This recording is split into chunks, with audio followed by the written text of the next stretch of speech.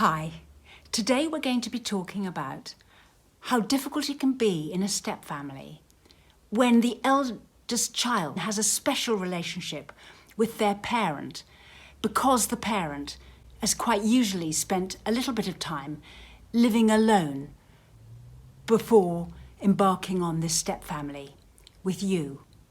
And that can make it quite difficult for you, the step-parent, to enter into this arrangement. What can you do about it?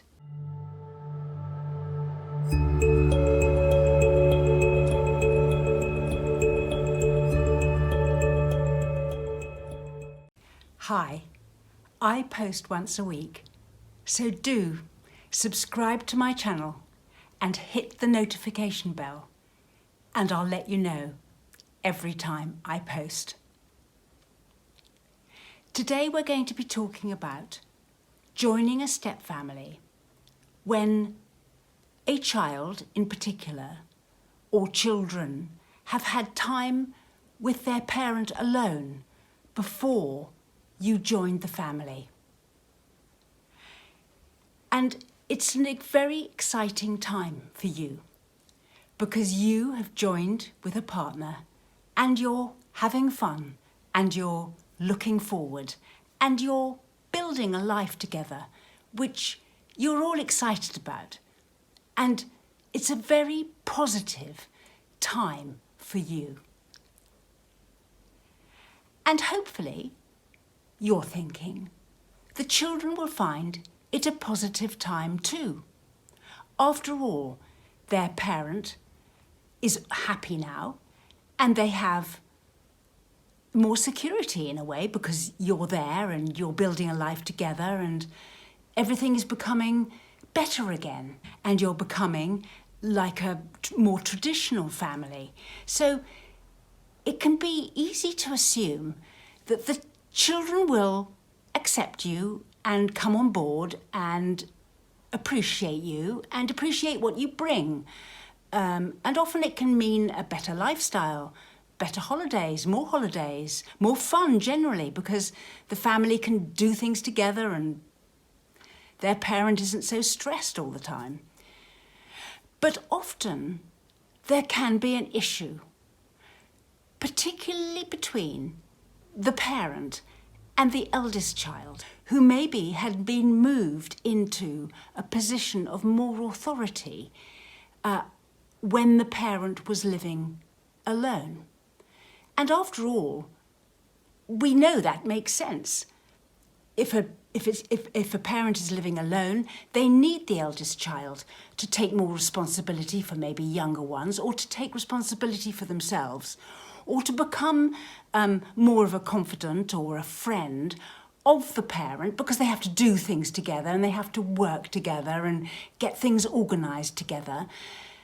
So when you come on the scene, the parent is delighted you're there, but the eldest child, if this is the one that's been chosen to be recruited for this sort of rather elevated role, can find that the demotion to a normal child again is much harder to take and takes them by surprise. They weren't even expecting this to be an eventuality, but they're a traditional relationship with their parent changes because of you. So this is worth being aware of when you become a step-family and enter the step-parenting situation. And whilst sometimes it can be very awkward and difficult and the child can be take it very hard and start behaving in ways that are very difficult to manage. But at the very least, it probably is worth just observing how close those two are. It might be worth just looking at what the child might be expecting in terms of consultation on things, or responsibility for things, or elevated communication in terms of knowing more or understanding more. One of the ways that can really help an eldest child in this position is to have regular meetings.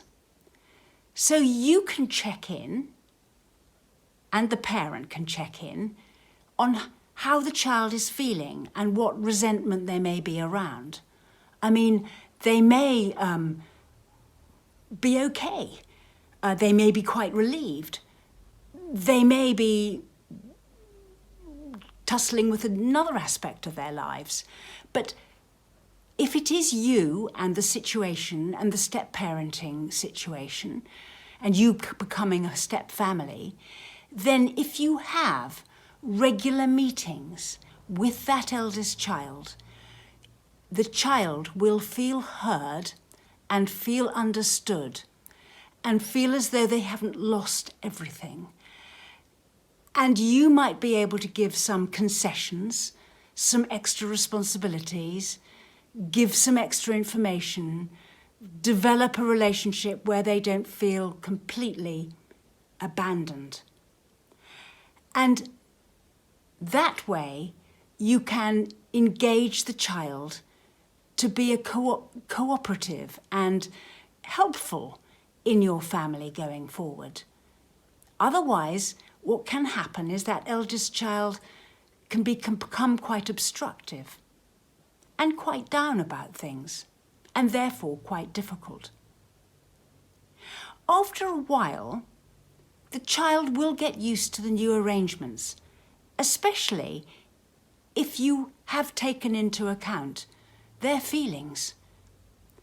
And in step families, I always think of it, it's useful to think in life cycles. So there are several life cycles we go through. And one is early childhood, and the next is middle childhood, and the next is teenage childhood, and then young adults, then adults, etc. And once the eldest child gets to the next life cycle stage, and I don't know when that would be. I mean, starting senior school is a big time when life changes for them. And if you need to keep the communication and the meetings and things going until the child can settle into their next life cycle stage, and then you will find that the child can go back to maybe being more of a normal situation where the child will be the child or the teenager or whatever they are, without expecting special concessions. But that child has performed a difficult role quite well for a long time, and often that isn't appreciated when a step-parent joins the scene. I run workshops and sessions, and I run an email response service. We write booklets. You can find links to our services, our website, Instagram, Twitter, in the description box below.